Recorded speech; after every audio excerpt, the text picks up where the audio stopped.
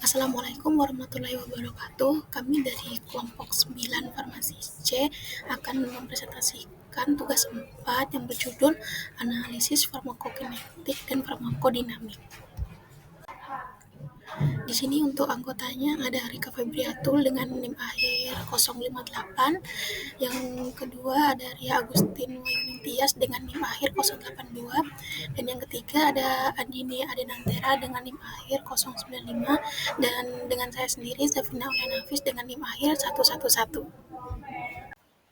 Untuk pertanyaan yang pertama, mengapa ada keterlambatan antara Cmax dan efek antiinflamasi yang muncul? Yang pertama, distribusi obat ke jaringan target.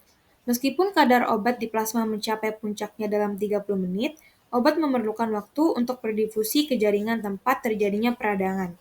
Yang kedua, onset aksi farmakodinamik.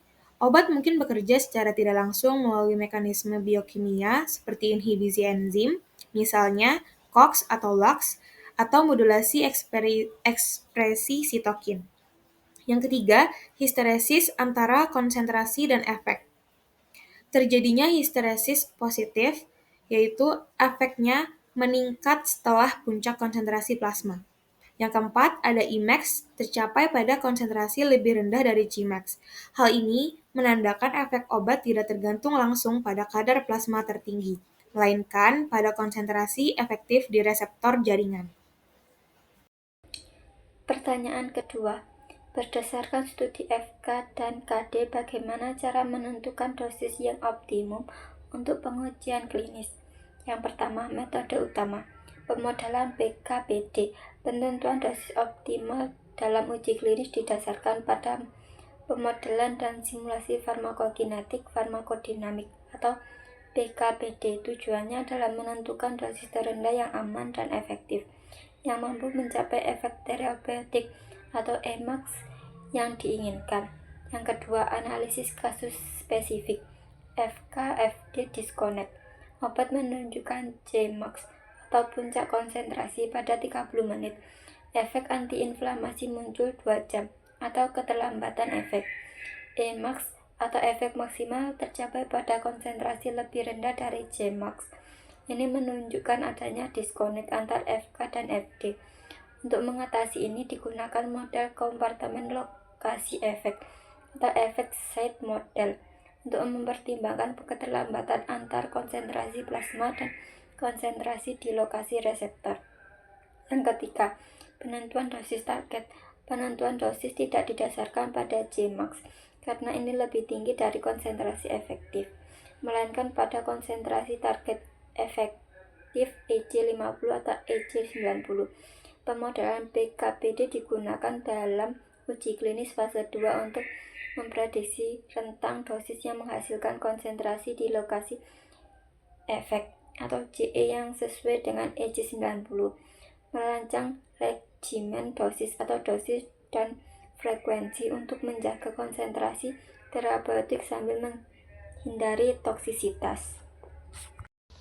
Pertanyaan ketiga, bagaimana hubungan FK-FD ini dapat membantu dalam mengembangkan regimen dosis yang aman dan efektif? Hubungan antara PK atau apa yang dilakukan tubuh terhadap obat dan PD, apa yang obat lakukan terhadap tubuh, menjadi fondasi ilmiah dalam merancang regimen dosis yang tepat. Dengan analisis PK/PD, kita dapat memahami bagaimana konsentrasi obat dalam plasma atau jaringan berubah dari waktu ke waktu atau PK, dan bagaimana konsentrasi tersebut berhubungan dengan efek terapeutik atau toksik atau PD. Studi kasus dan review terkini menegaskan bahwa model PK/PD dan simulasi termasuk modeling dan simulation population PK/PD exposure response secara signifikan meningkatkan peluang pengembangan obat yang sukses dengan dosis efektif yang memaksimalkan manfaat dan meminimalkan resiko.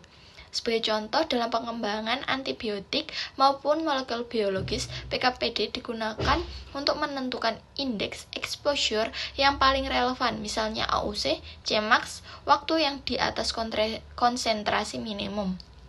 Dan melalui simulasi menentukan kombinasi dosis plus frekuensi yang memberi probabilitas target tercapai, sekaligus menjaga profil keamanan.